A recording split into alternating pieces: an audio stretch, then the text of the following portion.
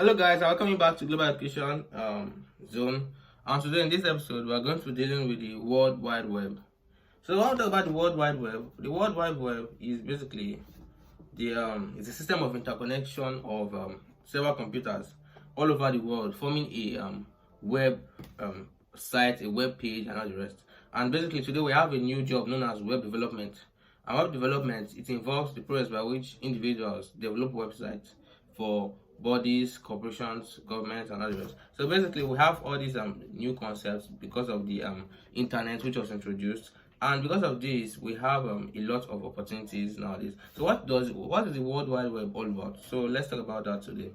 So basically, um, we have the history of the World Wide Web. So in this history, we're talking about the fact that um, in May 1970, Otto C. Clarke was reported to have predicted that satellites would one day bring the accumulated knowledge of the world to your fingerprints. So, using a console that would combine the functionality of the Xerox, telephone, television, and a small computer, allowing data transfer and video conferencing around the globe.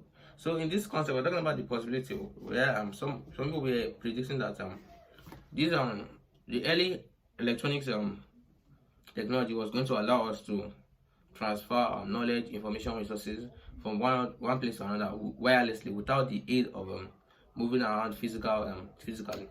So and that it is here today. Basically, we have the internet here. We have internet thanks to individuals like this, like Tim Berners-Lee, who was one of the founders of the internet. So basically, we have all these concepts, and basically we have a web server. In when we talk about the concept of the World Wide Web, we're talking about web server and all the rest. So let's talk about those concepts so that you understand what they mean in full detail. So there are some basic terminology you need to understand when you're talking about the World Wide Web. So first of all, you need to understand the internet. So the internet is basically it's a massive network of computers which are interconnected together through networking devices and networking infrastructure to share to share information, resources, and all the rest. They also have the www. So that is basically is a means of accessing, organizing, and moving through the information through the what's known as the hypertext markup protocol. So HTTP, hypertext transfer protocol, rather.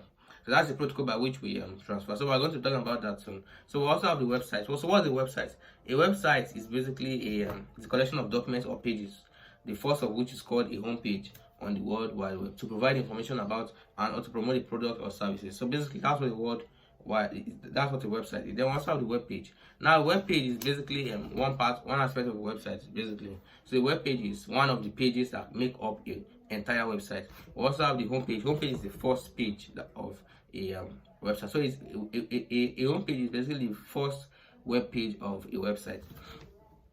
Then we also have the protocols. So, these protocols, there are different protocols we use. A protocol is a system of rules that define how something is to be done. So in computer terminology, a protocol is usually an agreed upon or standardized method for transferring or transmitting data and establishing communication between different devices.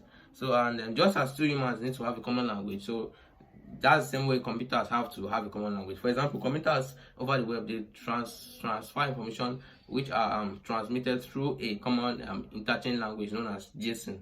JavaScript object notation. So basically, that's an example of how computers are able to transfer and communicate with one another with a common language. So that's also known as a protocol. They also have the domain name security, DNS, or rather domain name system. So DNS. So a DNS is basically an internet service which transfers which translates IP address into domain names. So for example, the domain name www.yourdomain.com might translate 192.167.29.02. That's an IP address DNS service. So that DNS service, in fact, is a network. So these are basically an example of what the concept to talk about. So we also have the URL, which is also known as the Uniform Resource Locator, and it is the address of every single document on the web page. So if everything you put on the web page has its own unique address, That address is the kind of linkage, it's a named linkage by which users can get through your website. We also have the web server. The website is basically the computer that delivers web pages. It serves static content to the web browser by loading the file from the disk and serving it across the network to the user web browser. Yes. So, for example, if you enter url.index.html in your browser, you will it will send a request to the server whose domain name will be webmaster.com and all the rest. So basically, how it works, we're going to be talking about it in another concept. So basically, I guess I've done a web development course, basic of web development course. You can check out that course on this channel where I talk about the fundamentals of how web development and the website works. So I also have the server that fetches the page. So that is the web server, which is responsible for how every website works. We also have the HTTP, Hypertext Transfer Protocol. So the Hypertext Transfer Protocol is an underlying protocol used by the World Wide Web. So HTTP defines how messages are formatted and transmitted and what actions web servers and browsers should take in response to various commands. So we also have the web host. So a web host, what's a web host? A web host is simply the business of providing servers space to different businesses, to different individuals, corporations, and others. So basically, for example, if I wanted to design a website now, I will need a web host to host my site, because they will need to kind of host my site. If I design the site, I need the site to be hosted somewhere, so and to be maintained and controlled by the web host. That's one concept. So we also have the bandwidth. So what about bandwidth? Bandwidth is basically we know it most often we refer to it based on the strength of a signal, right? But bandwidth is the amount of data that can be transmitted in a fixed amount of time from your website. So it's kind of like the speed of the internet. So if you have a web page that is 10 kilobytes in size, 10,000 people could view that page for 1 gigabyte of bandwidth.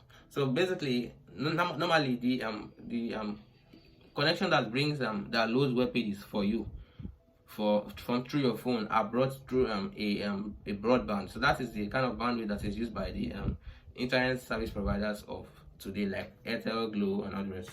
We also have the autoresponder. So the autoresponder is basically the automatic answering of an email to a certain address. For this is somebody submitting a form to you by email, maybe answered with a thank you message, automatically mailed to them. So that is autoresponder.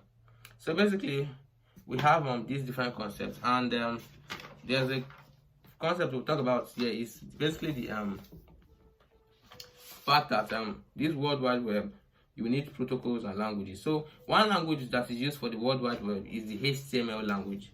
So HTML language, what's HTML about? HTML is the authoring or standard computer language that is used to create and structure documents to be accessed by a browser and on the web. So basically, HTML defines the structure, layout of a web document by using a variety of tags and attributes. So the basic structure of the HTML document is shown. So basically, you have on the screen here, you have the basic structure of the HTML document, and this is how it looks. You have your head, HTML, your head, your title, your head, closing of head, opening of the body, closing of the body. So you have all these, they are kind of tags. So these tags, in between these tags, you have your contents in those tags, and they can actually be styled with CSS. They can be given functionalities with JavaScript and others. Now you can check my course on HTML, my course on CSS, and my course on JavaScript. In this channel, I've talked about those, the introduction and the basics of each of those for front-end web development. So I hope you enjoyed this course, and thanks for watching.